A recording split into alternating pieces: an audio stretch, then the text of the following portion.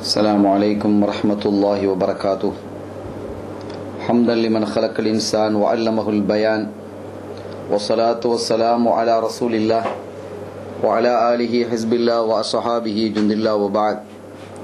فقد قال الله تعالى في القرآن العظيم والفرقان المجيد: أعوذ بالله من الشيطان الرجيم، بسم الله الرحمن الرحيم، إن الدين عند الله الإسلام. சங்கைக்குரியவர்களே, கண்மணி நாயகம் ஸல்லல்லாஹு அலைஹி வஸல்லம் அவர்களினுடைய சத்திய சஹாபாக்கள் பெருமக்களினுடைய வாழ்வை அணுவளவும் பிசகாது வழிநடந்து வந்த தாபியின்களினுடைய பட்டியலிலே சையதுனா அப்துல்லாஹ் இப்னு சுவப் ரலியல்லாஹு தஆலா அன்ஹு முஸ்லிம்களுக்கு மத்தியில், அறிஞர்களுக்கு மத்தியிலும் அபு முஸ்லிமினில் ஹவுலானி என்று பெயர் பெற்ற அவர்கள்.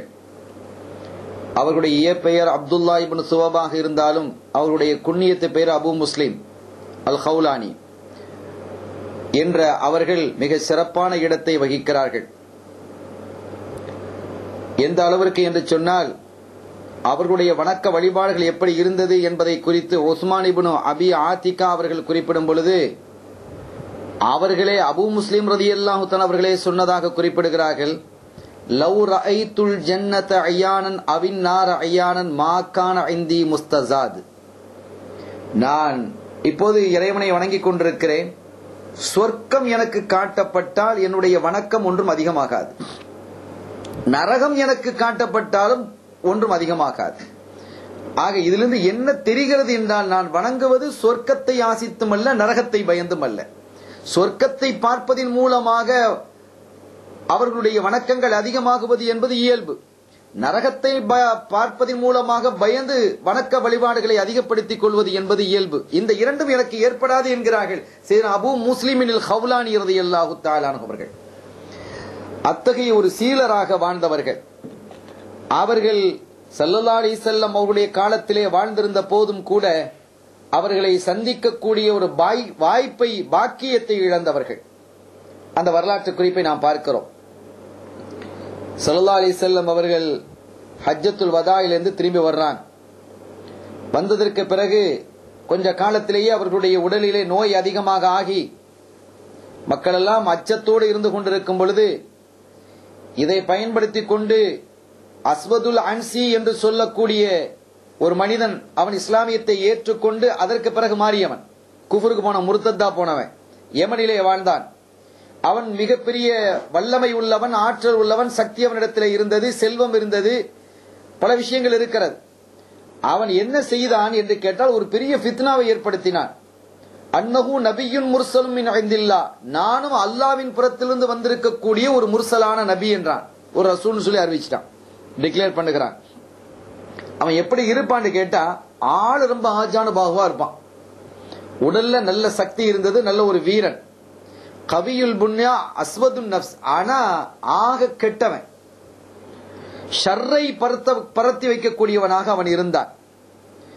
ஆனால் அவனிடத்துல இருந்த சில விஷயங்கள் அவனுக்கு சாதகமானது என்னன்னு கேட்டா, அவனுக்கு இந்த மேஜிக் தெரியும், வித்தைகளை படித்து வைத்திருந்தான், சூனியங்களை படித்து வைத்திருந்தான். இந்த வேலையெல்லாம் அவன் ஏற்கனவே படித்து வைத்திருந்தால் அதையெல்லாம் காட்டி மக்களை தன் பக்கம் ஈர்க்க ஆரம்பிச்சான். நான் ஒரு நபி என்ற சொல்ல ஆரம்பிச்சான். கராமாத்துன்னா, மோஜிசாத்துன்னு சொன்னான். அவன் எப்போதுமே முகத்திலே ஒரு கருப்பு துணியை தொங்க விட்டு கொண்டிருப்பான். அது அவர் அப்படி நடந்து வரும்போது, அந்த கருப்பு துணியோடு நடந்து வரும்போது ஒரு யானை அசைந்து வருவது போன்று இருக்கும். இதை பார்த்து மக்களினுடைய உள்ளத்திலே ஒரு பயம் வர வேண்டும் என்று. கடைசியில் என்ன ஆகிவிட்டது என்றால், அவனுடைய தீங்கு பரவ ஆரம்பித்தது. இன்தஷரத் தஅவத்துல் அஸ்வதில் அன்சி ஃபில் யமன் இன்திஷாரன் நாரி ஃபில் ஹஷீம். எப்படி இந்த சரு காய்ந்து போன சருகுகளை நெருப்பை பத்தி வச்சா படபடன்னு பிடிச்சு எரிகிற மாதிரி அவனுடைய ஷர்ரு யமன்ல பத்தி எரிய ஆரம்பித்தது. ஸல்லல்லாஹு அலைஹி வஸல்லம் காலத்தினுடைய இறுதி பகுதி. இதற்கு சப்போர்ட்டாக நிறைய பேர் வந்தாங்க. குறிப்பாக மத்ஹிஜி என்று சொல்லக்கூடிய ஒரு குழுவினர், அந்த யமன்ல இருக்கக்கூடிய குடும்பத்திலேயே பெரிய குடும்பம் அதுதான், செல்வம் மிகுந்த குடும்பம் அதுதான், ஆட்கள் அதிகமான குடும்பம் அதுதான். அவங்க யார் பக்கம் சேர்றாங்களோ அவங்க வலிமையாயிடுவாங்க. அவங்க இவன் பக்கம் சேர்ந்துக்கிட்டாங்க, ரொம்ப ஸ்ட்ராங் ஆயிட்டான். இனி அவனுக்குன்னு ஒரு பெரிய குழு கூட்டமாக சேர ஆரம்பித்தது. அவனும் என்ன செய்தான், அற்புதங்களை காட்டுற, அதை செய்யணும் இதை செய்ய நிறைய வித்தைகளை காட்ட ஆரம்பிச்சான்.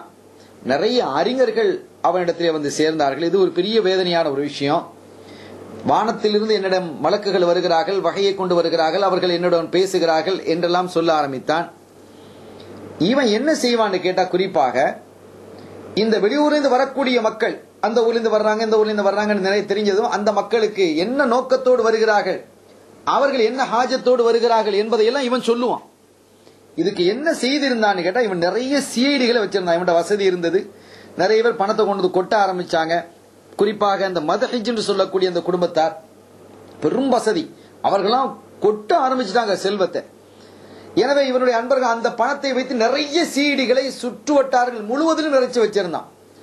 அவர்கள் என்ன செய்வார்கள், இங்கு வரக்கூடிய மக்கள் எதற்காக வருகிறார்கள், நோக்கம் என்ன என்பதையெல்லாம் அந்த சிஐடிகளை கேட்டு இவன் வந்து சொல்லிடுவாங்க. இவன் இதுக்காக வர்றான், அவன் அதுக்காக வர்றான், அந்த தேவைக்காக வர்றான், இவன் நாட்டுக்காக வர்றான், இவனுடைய நோக்கம் இப்படி இருக்குது, இவனுடைய நோக்கம் எப்படி இருக்குன்னு இவன் வந்த உடனே எல்லாத்தையும் சொல்ல ஆரம்பிச்சான். அவ்வளவு பேரும் காலில் விழுந்துறான், சரண்டர், நீங்க நபிதான் ஏற்றுக்கொள்ள ஆரம்பிச்சான். இப்படியாக அவனுடைய ஷர்ரு நீண்ட தூரம் பரவ ஆரம்பித்தது. கடைசியில ஒரு யுத்தங்களும் நடத்த ஆரம்பிச்சான். யுத்தங்களும் நடத்த ஆரம்பித்து அந்த பகுதியில் இருக்கக்கூடிய சனாவை வெற்றி கொண்டான்.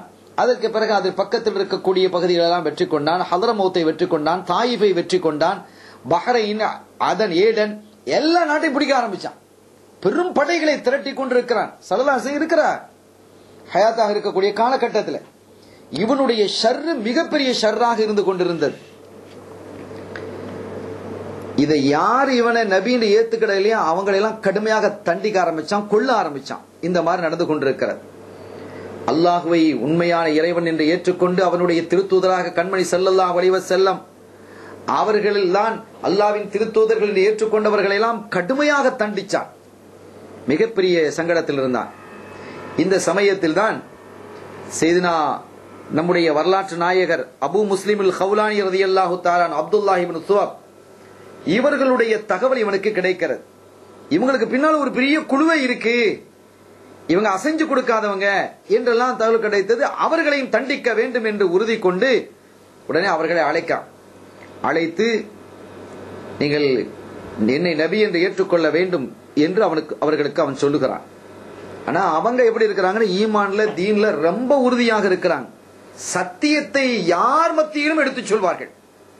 இந்த உலகத்தை பற்றிய ஆசை கிஞ்சிற்றும் இல்லாத ஒரு மாபெரும் தாபியாக மகானாக திகழ்ந்தவர்கள். இந்த ஃபானியா என்று சொல்லக்கூடிய அழிந்து போகக்கூடிய உலகத்தை கொடுத்து பாக்கியா என்ற ஆகிரத்தை வாங்கியவர்கள் அல்லாஹ்விடத்தில். அப்படிப்பட்ட உயர்வான அந்தஸ்தை பெற்ற செய்தனா அபு முஸ்லிமினில் ஹவுலானி ரலியல்லாஹு தஆலா அவர்களை எப்படியாவது தண்டிக்க வேண்டும் என்று கூப்பிட்டு முன்னால உட்கார வச்சான். மக்களுக்கெல்லாம் அதை அறிவிச்சு என்ன செய்யறான்னு சொன்னா, ஒரு பெரிய நெருப்பு குண்டத்தை தோண்டி குழிய தோண்டி அதுல விறகுகளை குவித்து நெருப்பை பற்ற வைத்தான். அணையா தீபம் மாதிரி அது கொழுந்து விட்டு எரிந்து கொண்டிருக்கிறது. ஒரு பெரிய மைதானத்தில் இது நடக்கிறது, சன்னாவிலே. சன்னா என்றால் நமக்கு தெரியும், இந்த காபத்துல்லாவை அழிப்பதற்காக அப்ரஹா தன்னுடைய ஊரிலிருந்து புறப்பட்டு வந்தான் அல்லவா, அது சன்னா தான். அந்த ஊரிலே ஒரு மாபெரும் குழியை தோண்டி அதிலே விறகுகளை போட்டு நெருப்பை பத்தி வைத்து அதிலே அவர்களை போடணும் அப்படிங்கிற ஒரு முடிவுக்கு வந்திருக்கிறான். மக்களை பார்ப்பதற்காக உழைச்சான். பல்லாயிரக்கணக்கான மக்கள் திரண்டு நிற்கிறாங்க. நெருப்பு குண்டம் ஒரு பக்கத்தில் எரிஞ்சிருக்குது. ஒரு பகுதியில அந்த நெருப்பு குண்டத்தை பார்த்த வண்ணம் மாபெரும் பிரம்மாண்டமான சிம்மாசனம் போடப்பட்டிருக்கிறது. இந்த அஸ்வதுல் அனசி அவன் தன்னுடைய படை பட்டாளங்களோடு அவனுடைய தீய தோழர்களான ஷைத்தான்களோடு அவன் அங்கே வருகிறான். ஒரு பெரும் படை அவனுக்கு பின்னாலும் முன்னாலும் பாதுகாப்புக்காக வருகிறது. வந்து அந்த குர்சியை வந்து அமர்கிறான், சிம்மாசனத்திலே அமர்கிறான். அபு முஸ்லிமுல் ஹவுலானி ரலியல்லாஹு தஆலா அவர்களுடைய கையை கட்டப்பட்டிருக்கிறது. கைது செய்யப்பட்டு அவனுக்கு முன்னால் கொண்டு வந்து நிறுத்தப்படுறாங்க. நிறுத்தப்பட்டதும் அவன் கேட்கிறான், நீங்க தான் அபு முஸ்லிமுல் ஹவுலானியா? ஆமா. உங்களை பத்தி இப்படி எல்லாம் வந்திருக்கிறது, செய்திகள் இப்படி வந்திருக்கிறது. இதோ பாருங்க, இந்த நெருப்பு உங்களுக்காகத்தான் இங்க மூட்டப்பட்டிருக்கிறது உங்களுக்கு தெரியுமா அப்படி கேட்கிறான். ஆமா, எனக்கு நல்லா தெரியும், எனக்காகத்தான் மூட்டப்பட்டிருக்கிறது. சரி, இப்ப நான் சில கேள்விகளை கேட்கிறேன்.